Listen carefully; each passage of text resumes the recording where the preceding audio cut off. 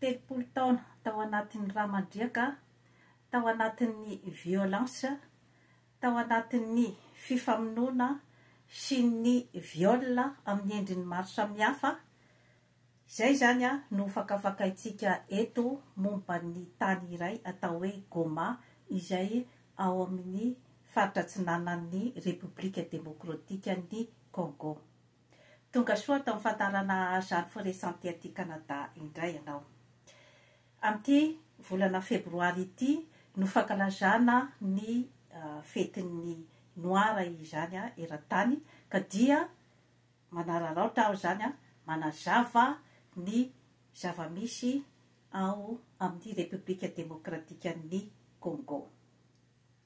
Goma zany dia ao no misy ny arena sesehena maro be indrindra zany eran'izao tontolo izao, satria dia ao no misy ny volamena, ny diamant, ny cobalta, ny sertana, tourmaline, izay hoe fanaovana ny resaka cellulaire izany izay ampiasantsika amin'izao fotoana izao. Dia misy ihany koa zany ny fanamboarana an'ireo automobile izany.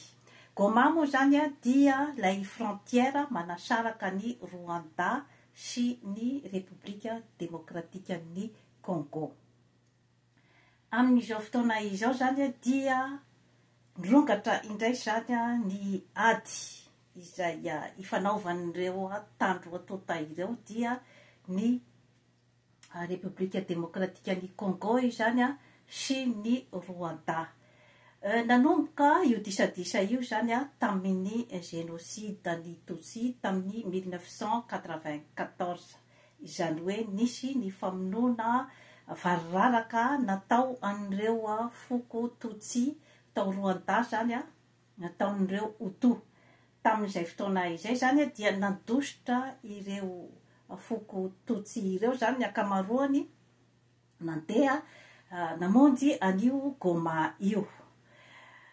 Tamin'izany nefa zany dia tsy mbola niravina zany tanteraka zany ny resaka ady, satria rehefa tonga ny olom-ponenana tao amin'io Goma io zany ny foko Tutsi dia niteraka ihany koa zany disadisa tamin'ny adipoko ihany koa zany tamin'ny ireo Congolais tao atoerana. Io Goma io moa zany dia toerana fanaovana business izy io ary mpiavy daholo zany ny akamaroan'ny ao, ary maro dia maro ny Tutsi izay nandositra avy any Rwanda. Dia misy ihany koa zany ireo Hutu izay nandositra avy any Burundi. Dia rehefa niara-nipetraka ao amin'ny Goma ao zany izay karazana foko maromaro izay dia nisy ihany koa zany disadisa ara-tsosialy, ny fifanavakavahana ary ny tsy fifankazahoana amin'ny resaka andavanandro izany, izany hoe ilay fosafosa madinidinika, ilay karazana fifampirafesana madinidinika ao amin'ny sosiete zany dia niteraka ady goavana. Ny armée zany dia nizara roa, dia ny M23 sy ny FDLR. Ny M23 moa zany dia armée contre ny fitondrana congolais zany izy io, izany hoe ny samy ao amin'ny armée zany no nivaky anankiroa. Ny M23 zany dia tamin'izany andro zany dia nendrikendrehana zany hoe i Paul Kagame ny Rwandais zany no ao ambadiky ny M23, nefa no laviny Paul Kagame zay zavatra zay tamin'izany andro zany. Dia ny FDLR na ny Force démocrate de libération du Rwanda, io ndray zany no karazana ohatrany hoe force amin'ny Hutu izany. Ireo zany no neritreretina fa tohanan'ny Congolais izany, nefa samy nanda zany na i Paul Kagame na i Félix Tshisekedi ny hoe manoana an'ireo armé ireo zany tamin'izany andro zany. Dia inona zany no nampirongatra indray ny ady taty aoriana. Tamin'ny 23 mars moa zany no niatombohan'io zany io ady io efa tamin'ny 2012 zany dia efa nisy io M23 io. Fa nirongatra indray zany izy tamin'ny 2024 toy ireo karazana disadisa ireo izany. Iverenantsika kely zany ny hoe ady tao Rwanda zany dia ny fifamonoan'ny foko Tutsi sy ny foko Hutu. Izany hoe tao Rwanda zany dia nomeny mpanjana tany vahana betsaka zany ny foko Tutsi. Izany hoe ny avantage rehetrarehetra, ny poste tsaratsara amin'ny administration, ny fitantanana ny arenam-pirenena, ny resaka kody rehetrarehetra amin'ny hoe resaka fitadiavana, izany dia nomena ny foko Tutsi daholo zany ny lakle momban'izay hoe resaka pouvoir izay tao Rwanda. Tsy nafaly ny foko Hutu izany zavatra izany satria nahatsapatena zany zareo fa akilabao amin'ny resaka hoe tombontsoa azo zany ao amin'ny firenena Rwandais. Dia niteraka disadisa izay zavatra izay ary niteraka ny famonoana an'ireo Tutsi maro dia maro zany tao Rwanda tamin'ny 1994. Natratra hatrany amin'ny 1 million mahery zany ny isan'ny Tutsi maty tamin'izay fotoana izay. Tsetsatsiaritra moa zany zavatra rehetrarehetra izany ny amin'ny hoe atraiza zany ny asan'ny manipulation'ny mpanjanaka rehefa ampiasa an'ilay hoe zarazarao anjakana. Rehefa nisy izany tamin'ireo ady ireo nisy izany ny Tutsi izay nandositra tany amin'io Goma io. Mba ampilamina ny tao Rwanda izany satria dia tanàna rotidrotiky ny ady ary tao anatin'ny sairanana tanteraka sy ny fahatrana ny population rwandaise izany dia nanampy azy ny États-Unis anarina ny toe-karenany zany ary dia nametraka any Paul Kagame au président de la République ny Rwanda ary dia niroborobo fatratra ny toe-karenan'ny Rwanda tamin'izany andro zany ary dia modèle de développement taty Afrika mihitsy izany Rwanda izany ary nofoanana ny resaka foko ary nivadika anglophone ny Rwandais izany. Tambin'izay zavatra rehetrarehetra izay nefa zany dia ny rahan'ny Amerikanina akolaka zany i Paul Kagame andeha andromba ny fananana ao Goma. Izany hoe ao amin'ilay sistany manasaraka ny République démocratique ny Congo sy ny Rwanda. Fa saingy ilay sistany zany dia an'ny République démocratique ny Congo. Ny raha ny akolaka zany ny Paul Kagame zany andefa anireo miaramila izay ohatriny hoe iaro ny olona avy ao Rwanda zany izay voailikilika. Izany hoe ny Tutsi izay nandositra tany amin'ny Goma. Ireo zany hoe voailikilika tao amin'ny tanàna izany no nandefasana miaramila zany ataotsika hoe lay M23 izay modika hoe andeha zany hiaro an'ireo olona Tutsi izay voahilikiliky ireo zany. Nefa ny tena marina dia ny hoe andeha hitrandraka ny arena izay misy ao Goma. Izay zany ny manipulation nisy hatramin'izay fa natao akolaka zany io karazan-javatra io, ary ny arena izay voatrandraka ao Goma zany dia mandalo any Rwanda, ary ny Rwanda no manondra anazy zany aty amin'ny Occident izany. Nandritry ny taona maro zany izay zavatra zay dia tao anatin'ny ataontsika hoe en cachette zany izay zavatra rehetrarehetra izay, satria rehefa notaniana zany ny Paul Kagame dia milaza fa tsy marina izany zavatra izany.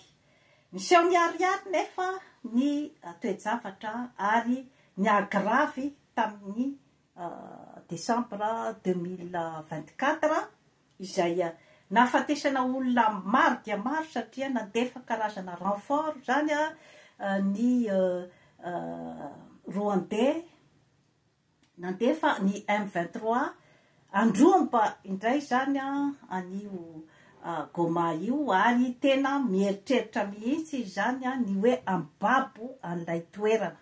Dia nisy zany ny fifandonana mahery vaika izay namonona olona maro tamin'ity faran'ity zany teo amin'ny 700 000 ny maty, ary any amin'ny 2 millions zany ny olona izay eo amin'ny 2000 zany ny olona izay maratra mafy, 2 millions ny olona maratra mafy amin'ny hôpitaly amin'izao fotoana izao, ary dia nisy hatramin'ny famonoana ny zaza amam-behivavy, ny viol, ny misy ihany koa zany ny karazana fangalarana izay nisy tany amin'ireo mangazay, dia nisy ny fandorana ny ambasadin'ny Frantsa sy ny ambasadin'ny Rwanda. Mbola tsy miravina zany ny toe-javatra amin'izao fotoana izao, fa mbola tena manahirana dia manahirana zany ny hoe inona no mety ho vahaolana izay hoe haroson'ny Afrikanina amin'io zavatra io, satria eo zany no anomboka ny tantaran'ny Afrika, amin'ny fanafahana ny Afrika raha ohatra ka mahay mirahina ny Afrikanina zany amin'io toe-javatra io, satria matanjaka dia matanjaka ny M23 izay tarihan'ny Paul Kagame, satria ny miaramila ny Occident zany ny Amerikanina sy ny Allemand, ary ny Union Européenne zany no mitambatra manome ny fitaovam-piadiana raitra dia raitra zany amin'izao fotoana izao hanafiana anio Goma io, ary hampaboana azy tanteraka mba azahoana ny arena CCN izay misy ao amin'io Goma io. Mampieritreritra satria ny filoham-pirenena ny Congo amin'izao fotoana zao dia Félix Antoine Tshisekedi, 20 taona efa président izy hatramin'ny 2019, ary mbola lany ihany koa zany amin'ity mandat ity tamin'ny 2024. Izy io dia zanakalahin'ny premier ministre teo taloha zany Etienne Tshisekedi, ary 3e enfant izy tao anatin'ny zaza 5.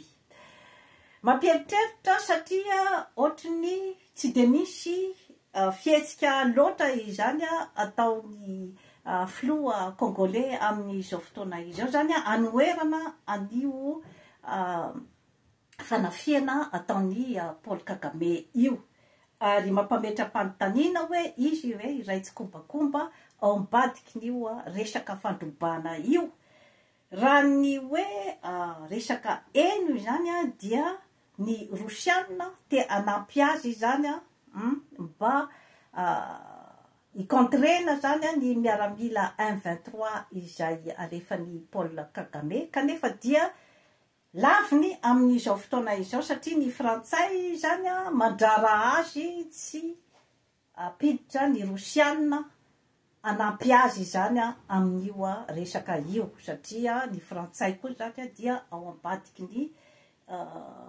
fanafiana ataon'ny Paul Kagame. Misy zany ny karazana chantage izay alefan'ny frantsay satria manana arena maro dia maro trano sy vola amina million de dollara maromaro zany indray Félix Tshisekedi any amin'ny Fransa izany ka nanaovan'ny frantsay chantage ny hoe hogiazana zany ny arenany raha ohatra ka miditra amin'io contrat amin'ny Rosia io izy zany. Amin'izao fotoana izao zany dia somary tezitra zany ny diaspora angolais, ny vahoaka ao Congo ny amin'ny fitavozavozan'ny raha satria dia anao karazana hoe fifanarahana zany izay no eritreritry ny président congolais amin'izao fotoana izao izay hoe tsy mandresy lahatra ny vahoaka congolais zany izay hoe démarche pacifique izay satria mandeha de mandeha zany ny ataky izay ataon'ny tarikin'ny M23 tarihan'ny Paul Kagame amin'izao fotoana izao izay mandrotidrotika tanteraka izany ny ao amin'ny Goma. Amin'izao fotoana izao moa zany dia efa manomboka mifindra-monina zany ny mponina izay mipetraka tao. Misy ny verina izany any amin'ny Rwanda ny olona izay mipetraka tao dia misy ihany koa zany ilay olona sasany izay miala an'io Goma io. Mampieritreritra de mampieritreritra izany zavatra rehetrarehetra izany satria ny filoha afrikana izany ny filoha congolais i Félix Tshisekedi dia mbola ny tombontsoa manokany zany no mbola eritreretiny fa tsy ny fiandrianam-pireneny, tsy ny voninahitry ny fireneny satria ampiodina ny tantara raha ohatra ka mihetsika izy zany ny amin'ny hoe anoherana an'io tafika izay alefan'ny Paul Kagame io ary ny filoha afrikana izay membre ao amin'ny AES na ny Alliance des États du Sahel izany izay hoe efa mandeha any amin'ny ataontsika hoe zany hoe autonomie ny pays africain zany. Ireo zany no manohana ny Congo amin'izao fotoana izao. Ao ny CEDEAO izay communauté économique des États de l'Afrique de l'Ouest izay tohanan'ny la France izany izay hoe tsy miditra amin'io karazana disadisa io. Miantso ny communauté internationale zany ny congolais amin'izao fotoana izao ary dia ny fivavahana zany no ataony mafy ary dia mahagaga ny be sy ny maro fa dia mbola eraky ny tanàna zany ny akabeazany dia mbola mandidi no ataon'ny vahoaka congolais izany hoe izay manakatao zany tsy de tena mieritreritra zany ny hoe izy tiange efa ady miandry ny olom-pirenena tsirairay izay fadiranovana tanteraka ao anatin'ny fahatrana kanefa dia miondaka-rena izay amina miliara maro dia maro ny arena azo avy amin'izany Goma izany. Maro dia maro zany ny hoe réaction amin'io zavatra io ambava fotsiny kanefa tsy misy zany ny action izay hoe atao anoherana zany ny tafika izay alefan'ny Paul Kagame izay mbola veriko ihany fa tafika matanjaka dia matanjaka mihitsy eo amin'ny fitaovam-piadiana satria ny ao ambadika zany dia ny Occident.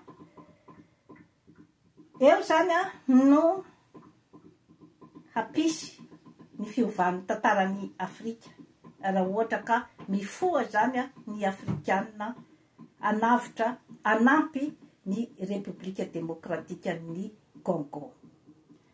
Maro dia maro ny fandaharana efa nalefako teto zany a mikasika ny filoha Afrikanina, ny elita Afrikanina izay hoe mbola tsy mifoha izany a anavitra any Afrika satria tsy misy hoy aho olona andrasan'ny Afrikanina anavitra ny Afrika afa-tsy ny tenany ihany.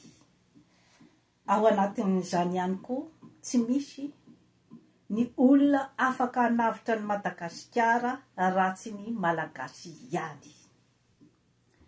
Efa naverimberiko foana izay hoe karazana slogan izay teto amin'ny fandaharana Jeanne Forest Santé dia ny hoe Madagasikara ho an'ny malagasy. Rehefa mbola tsy tanteraka izay dia aza manantena ny fiovana raha ohatra ka mbola iakin-doha zany any amin'ny Occident zany itsika ny amin'ny fanafahana ny tanidrasantsika. Manan-karena dia manan-karena i Afrika sy Madagasikara. Tsy ny Occident velively akory no andeha anafaka atsika amin'izany satria mijery ihany koa ny tombontsoany izy. Ka dia ho hitatsika ao zany hoe inona no mety ho toy ny io tantara ao Congo io satria dia misy trangan-javatra mahamenatra dia mahamenatra tamin'ireny hoe afirongatry ny fanafihana nataon'ny Paul Kagame ireny dia ny elita Congolais dia ny mitaraina sy ny mandeha iantso ny communauté internationale mitomany izay ihany zany no afaka ataon'ny elita Congolais fa tsy misy mihitsy zany ny hoe inona ny paikady zany hoentiny miala tao anatin'izao lafaka makitsikitsika izao. Ary efa nresahako teto ihany koa ny amin'ny hoe na ny aty amin'ny Occident aza dia efa ambivotra ny ainy amin'izao fotoana izao zany amin'ny resaka fahity dia tsy maintsy mamahatra izy zany mandeha mampandroba an'ireo hoe mpitondra Afrikanina, mampangalatra an'ireo mpitondra Afrikanina ireo amin'ny taniny satria efa anatin'ny ataontsika hoe zany hoe hetsiky ny maty an-drano zany izao zavatra rehetra izao ka dia raha ohatra ka mitamatama zany ny maty an-drano ka mitamatama ihany koa zany ny mpisikotra ny maty an-drano dia miara-maty any. Fa raha ohatra ka ny maty an-drano ny mpanavitra ny maty an-drano zany mahay ny teknika manipy ny karazana hazo izay andeha hosotomin'ny maty an-drano dia amin'izay fotoana izay no mety hisy ny fahombiazana satria efa ao anatin'ny réflexe de survie daholo zany ny olombelona amin'izao fotoana izao na ny any Afrika na ny aty amin'ny tany mandroso dia samy mampiasa ny heriny. Dia toy izay no azo anatolotra anao anio. Manaova abonnement amin'ny Jeanne Forest Santé aty Canada fa hanatsara ny fiainanao. Veloma tompoko.